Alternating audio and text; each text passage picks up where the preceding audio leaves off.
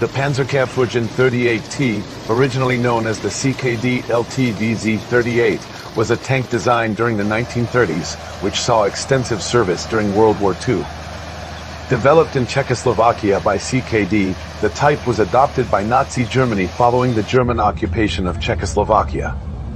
With the German Army and other Axis forces, the type saw service in the invasions of Poland, France, and the USSR. Production ended in 1942, when its main armament was deemed inadequate. In all, over 1,400 were manufactured. The chassis of the Panzer 38T continued to be produced for the Marder III, with some of its components used in the later Hetzer tank destroyer and its derivative vehicles. The T stands for Tschechisch, the German word for Czech.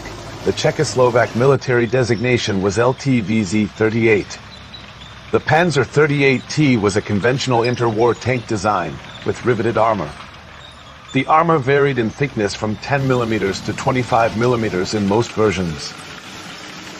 Later models increased this to 50 mm by bolting on an additional 25 mm armor plate to the front portion of the hull. The sides received an additional 15 mm increase of armor from USSR. Production runs onward. The two-man turret was centrally located and housed the tank's main armament, a 37 mm Škoda A7 gun with 90 rounds of ammunition. In addition, a 7.92 mm machine gun was in a ball mount to the right of the main gun. This machine gun could be trained on targets independently of the main gun or coupled to the main gun for use as a conventional coaxial machine gun. The driver was in the front right of the hull, with the radio operator seated to the driver's left. The radio operator manned the hull-mounted 7.92 mm machine gun in front in addition to operating the radio on his left. The driver could also fire the hull machine gun with a trigger fitted on the left tiller bar. A total of 2,550 rounds were carried for the bow and turret machine guns. In German service, a loader position was added to the turret by reducing the ammunition capacity by 18 rounds. All future Panzer 38T tanks were rebuilt according to this specification, and those already in service were modified accordingly. The commander had to aim and fire the main gun in addition to his role as commander. Minor adjustments, such as adjustable seats for the driver and firmer footing for the commander, gunner, and loader, were also made. The engine was mounted in the rear of the hull and powered the tank through a transmission at the front of the hull with 5 forward gears and 1 reverse gear. The track ran under 4 rubber-tired road wheels and back over a rear idler and 2 track return rollers. The wheels were mounted on a leaf spring double bogie mounted on 2 axles. The relatively small turret of the Panzer 38T could not accommodate a cannon powerful enough to defeat more heavily armored tanks such as the T-34. So production of the Panzer 38T halted in June 1942. Other examples of the 38T were also sold to a number of other Axis nations, including Hungary, Slovakia, Romania, and Bulgaria. The main advantages of the Panzer 38T, compared to other tanks of the day, were high reliability and sustained mobility.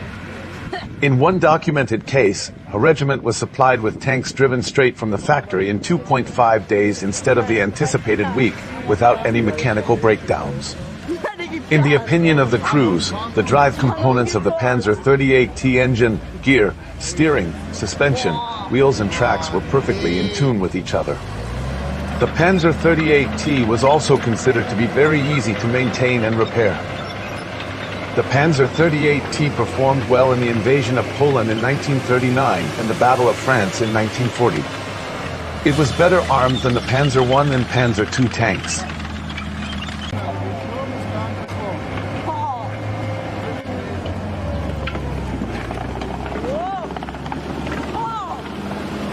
It was also used in the German invasion of the Soviet Union from 1941 onwards in German and Hungarian units, but, like other Axis tanks, was outclassed by Soviet tanks such as the T-34. Some ex-German units were issued to the Romanians in 1943 after the loss of many of the Romanian R2 tanks.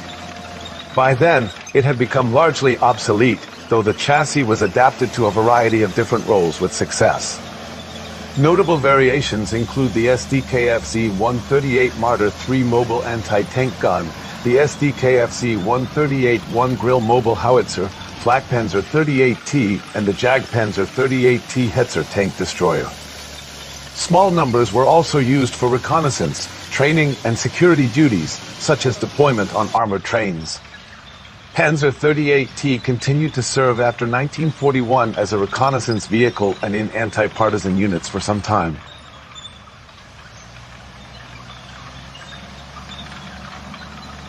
Several captured examples were refitted with Soviet DTM machine guns and employed by the Red Army.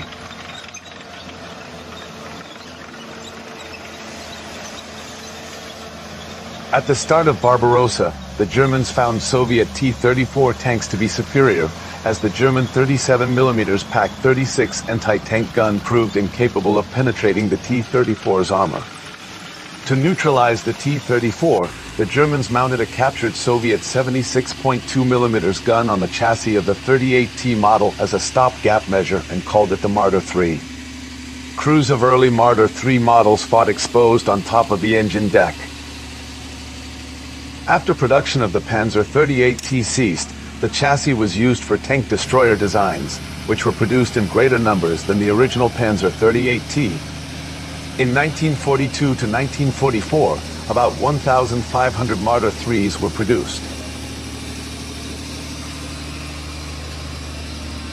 The Marder was replaced by the Jagdpanzer 38T Hetzer, based on a modified Panzer 38T chassis, of which approximately 2,800 were produced.